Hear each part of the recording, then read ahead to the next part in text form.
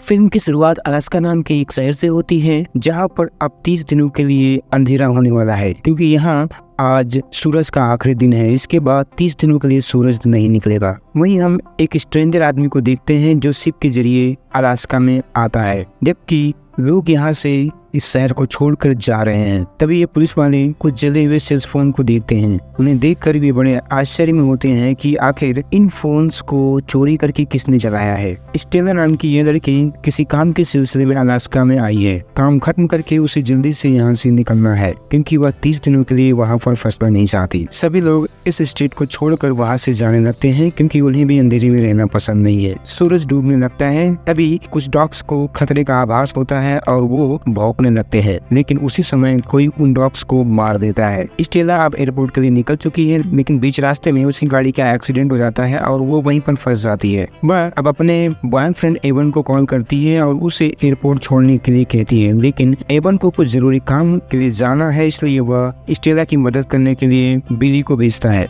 और एवन खुद जॉन के पास चला जाता है, क्योंकि किसी ने जॉन के डॉग्स को बुरी तरह से मार दिया है। वहीं बिली स्टेला को लेकर एयरपोर्ट पहुंच जाता है, लेकिन जब तक वो लोग वहां पर पहुंचते हैं तब तक स्टेला की फ्लाइट वहां से जा चुकी थी। यह देखकर स्टेला काफी दुखी होती है, क्योंकि अब उसे वहीं पर 30 दिनों के लिए रहना पड़ेगा। एवन पुलिस स्टेशन वापस जाता है। वहां पर पहुंचने के कुछ देर बाद एवन को एक फैक्ट्री से फोन आता है, जहां पर उसे विल्सन और कार्टर नाम के 2 व्यक्ति मिलते हैं। विल्सन एवन को बताता है किसी ने उसकी प्राइवेट जेट को नष्ट कर दिया है। एवन इन सभी घटनाओं के बारे में सुनकर काफी हैरान होता है, क्योंकि उसे समझ में नहीं आता कि आखिर इस शहर में क्या हो रहा है। तभी एक लैमर्ट नाम का आदमी पावर हाउस में काम कर रहा था। काम करते हुए लैमर्ट को एक अजीब सी आवाज सुनाई देती है। इसका पीछा करते हुए वह बाहर जाता है, लेकिन जैसे ही वह वापस आता है तो उस पर बहुत सारे वैम्पायर टूट पड़ते हैं और उसे मार देते हैं। इसके बाद हम उस स्ट्रेंजर आदमी को देखते हैं जो बोट के जरिए इस शहर में आया था। वह एक रेस्टोरेंट में कच्ची मांस के लिए एक महिला से बहस कर रहा था।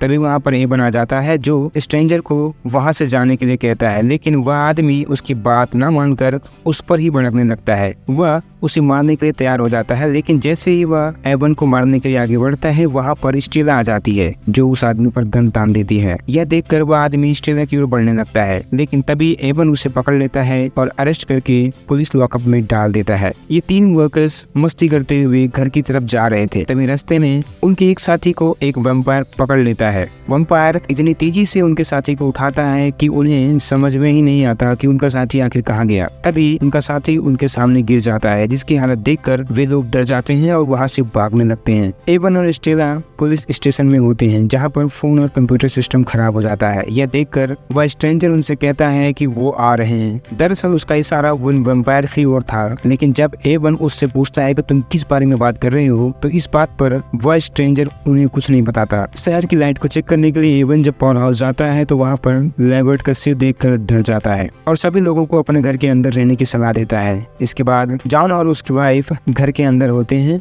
जॉन की वाइफ जॉन के लिए खाना बना रही है। तभी एक वैम्पायर उनके घर में आ जाता है। वह जॉन की वाइफ को लेकर वहाँ से जाने लगता है। जॉन उस वैम्पायर से अपनी वाइफ को बचाने की बड़ी कोशिश करता है, लेकिन वो अपनी वाइफ को बचा नहीं पाता। इधर एवन उस स्ट्रेंजर के पास दोबारा आता है और उससे फिर से पूछताछ करने लगता है कि वो आखिर किसके लिए काम करता है, लेकिन वह इस बार भी एवन को कुछ नहीं बताता। इसलिए एवन अकेले ही इन्वेस्टिगेशन के लिए निकल पड़ता है। स्टेला भी उसके साथ जाने के लिए कहती है। इसके बाद वे दोनों साथ में इन्वेस्टिगेशन के लिए निकल पड़ते हैं। उन्हें रास्ते में कुछ अजीब तरह की आवाजें सुनाई देती हैं, जिन्हें सुनकर वे दोनों गाड़ी से बाहर आते हैं। लेकिन जब स्टेला दूरबीन की मदद से वहाँ पर देखती है तो वहाँ पर बहुत सारे वैम्पायर दिखाई देते हैं, जिन्हें देखकर स्टेला काफी डर जाती है और वो एवन को गाड़ी में बैठने के लिए कहती है। एवन की गाड़ी में बैठते ही स्टेला गाड़ी लेकर वापस जाने लगती है, लेकिन तभी एक वैम्पायर उनकी गाड़ी के ऊपर आ जाता है, जो उन्हें चोट पहुंचाने की कोशिश करता है, लेकिन स्टेला किसी तरह उस वैम्पायर को गाड़ी से नीचे गिरा देती है।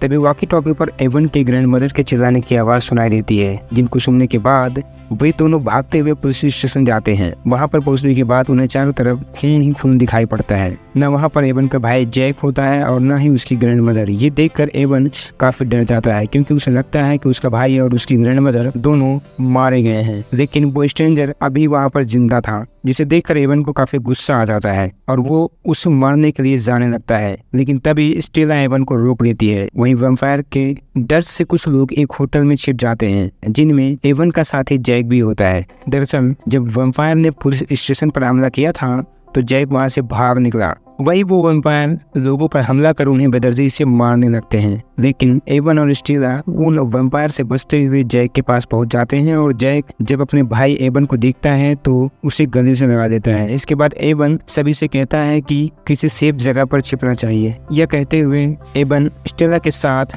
उन वैम्पायर्स का ध्यान भटकाने के लिए चला जाता है, लेकिन जैसे ही वो लोग रास्ते पर जाते हैं तो वैम्पायर उन पर हमला करके उनकी कार को पलट देते हैं। लेकिन जैसे ही वैम्पायर उन दोनों को बाहर निकालने वाले होते हैं, वहाँ पर व्रॉब अपनी मशीन लेकर आ जाता है और उन वैम्पायर को दीवार में दबाकर मार डालता है। इस मौके का फायदा उठाकर एवन और स्टेला व्रॉबर की मशीन में चढ़ जाते हैं और वहाँ से बचकर घर पहुँच जाते हैं, जहाँ पर सभी ने छुपने का सोचा था। इसके बाद वैम्पायर का लीडर कटन उस स्ट्रेंजर आदमी के पास जेल में पहुँच जाता है। दरअसल वो स्ट्रेंजर आदमी उन वैम्पायर्स के लिए ही काम करता था और उसी ने ही सेल फोन को जलाया था और डॉग्स को मारा भी था ताकि वो उन वैम्पायर्स का काम आसान कर सके, लेकिन वो वैम्पायर उसे भी नहीं छोड़ते, वे उसे भी जान से मार देते हैं। इसके बाद हम एक लड़की को देखते हैं जिसके शरीर पर बहुत सारा खून लगा है। वो मदद के लिए लोगों को पुकार रही थी। एवन उस लड़की को देख लेता है, लेकिन तभी एवन की नजर छत के ऊपर वैम्पायर्स पर पड़ती है तो वो समझ जाता है कि ये उन वैम्पायर्स का ट्रैप है। लेकिन इससे पहले कि एवन उस लड़की को बचाने के लिए जाता, वो वैम्पायर्स उसे मार देते हैं। रास्ते में एवन को जॉन मिलता है जो एक घर के नीचे छुपा था। एवन जॉन को वहां से बाहर निकालता है, लेकिन जब एवन जॉन को देखता है तो डर जाता है क्योंकि जॉन भी अब एक वैम्पायर बन चुका था। वो एवन को काटने और जान से मारने की कोशिश करता है, इसलिए एवन जॉन पर कुल्हाड़ी से वार करके उसे मार देता है। जॉन को मारने के बाद एवन की हालत काफी खराब हो जाती है, इसलिए वह उस घर में आराम करने लगता है। इसके बाद हम विल्सन के फादर को देखते हैं जो उस घर से भागने की कोशिश कर रहे थे। तभी वहाँ पर स्टेला और विल्सन आ जाते हैं जो उन्हें रोकने की कोशिश करते हैं। इस पर विल्सन के डैड उसे कहते हैं कि उन्हें वॉशरूम जाना है। विल्सन उन्हें वॉशरूम में छोड़ देता है। तभी थोड़ी देर बाद उन्हें कुछ गिरने की आवाज सुनाई देती है। विल्सन जब बाथरूम में जाकर देखता है तो उसके डैड वहां से भाग चुके थे। यह देखकर विल्सन भी अपने डैड के पीछे पीछे जाता है। तभी वहां पर रवेन आ जाता है जिसे स्टेला विल्सन और उसके डैड के बारे में बताती है कि दोनों घर से बाहर चले गए। तभी उसी वक्त एक वैम्पायर उस घर में घुस जाता है, जिसे देखकर एवन और स्टेला छिप जाते हैं। वैम्पायर को जब उस घर में कोई नहीं मिलता तो वो वहां से चला जाता है। बाहर विल्सन अपने डैड को ढूंढ रहा था, तभी एक वैम्पायर उसे पकड़कर अपने साथ ले जाता है। उधर स्टेला काफी परेशान थी तो एवन उसे समझाने लगता है। तभी बाहर से उन्हें कुछ आवाजें आती हैं, जिन्हें सुनकर एवन उन्हें बताता है कि बाहर तूफान आने वाला है, जिसका फायदा उठाकर हम स्टोर तक जा सकते हैं। और जैसे ही तूफान आता है वो लोग उसका फायदा उठाकर स्टोर तक पहुंच जाते हैं। वहां से वो लोग अपने खाने का सामान कलेक्ट करने लगते हैं। तभी उन्हें एक बच्चे की आवाज सुनाई पड़ती है। जब वो देखते हैं तो एक छोटी सी बच्ची एक आदमी का खून पी रही थी और जैसे ही वो लोग उसके पास जाते हैं तो वह उन पर हमला करके उन्हें जख्मी कर देती है। लेकिन इससे पहले कि वो किसी और को जख्मी करती, जैक उसे कुल्हाड़ी से मार देता है। इन सब के बीच अब तूफान भी थम चुका था, जिससे वो लोग वहीं पर फंस जाते हैं। इसके बाद वो लोग पुलिस स्टेशन जाने का निर्णय लेते हैं तो स्टेला उन्हें बताती है कि वैम्पायर लाइट को बर्दाश्त नहीं कर सकते। तो इस पर जैक एवन को बताता है कि उनके ग्रैंड मदर के घर पर एक अल्ट्रा वायलेट लाइट है, जिसकी मदद से उनकी ग्रैंड माँ सब्जियां उगाया करती थी। तो एवन सभी से कहता है कि मैं वहाँ पर जाकर उन वैम्पायर को डिस्ट्रैक्ट करने की कोशिश करूंगा और तुम लोग मौका देखकर वहाँ से पुलिस स्टेशन के लिए निकल जाना। ये कहते हुए एवन शोर मचाते हुए वहाँ से भागने लगता है और बाकी के लोग दूसरी ओर जाने लगते हैं। एवन की आवाज सुनकर सभी वैम्पायर्स उसकी ओर जाने लगते हैं। तो एवन अपनी ग्रैंड माँ के घर पहुंचकर जनरेटर स्टार्ट कर देता है और लाइट को लेकर तैयार हो जाता है। वहीं दूसरी ओर सभी लोग पुलिस स्टेशन पहुंचने वाले होते हैं कि तभी एक वैम्पायर उन पर हमला करके एक आदमी को मार देता है। यह देखकर बाकी के लोग भागते हुए जल्दी से पुलिस स्टेशन के अंदर चले जाते हैं। उधर वैम्पायर एवन तक पहुंच जाते हैं और जैसे ही एक लेडी वैम्पायर एवन तक पहुंचने के लिए दरवाजे को खोलती है तो एवन उसी वक्त लाइट ऑन कर देता है, जिससे उस लेडी वैम्पायर का आधा चेहरा जल जाता है और वो तड़पने लगती है। प्लान के कामयाब होते ही एवन स्टेला को यह बात वॉकी टॉकी पर बताने लगता है। तभी वो वैम्पायर उस लाइट का पावर कट कर देते हैं और घर के अंदर जाने लगते हैं। तो एवन अपनी जान बचाकर वहाँ से निकल जाता है। वही यह बात जब वेवर को पता चलती है कि एवन खतरे में है तो वो स्टेला से कहता है कि अब वैम्पायर को डिस्ट्रैक्ट करने की बारी मेरी है। वो वैम्पायर लेडी अभी भी तड़प रही थी। यह देखकर उसका लीडर उसे मार देता है। उधर ब्राउन अपनी मशीन लेकर उन वैम्पायर पर हमला बोल देता है, लेकिन वो उन्हें ज्यादा देर तक नहीं रोक पाता।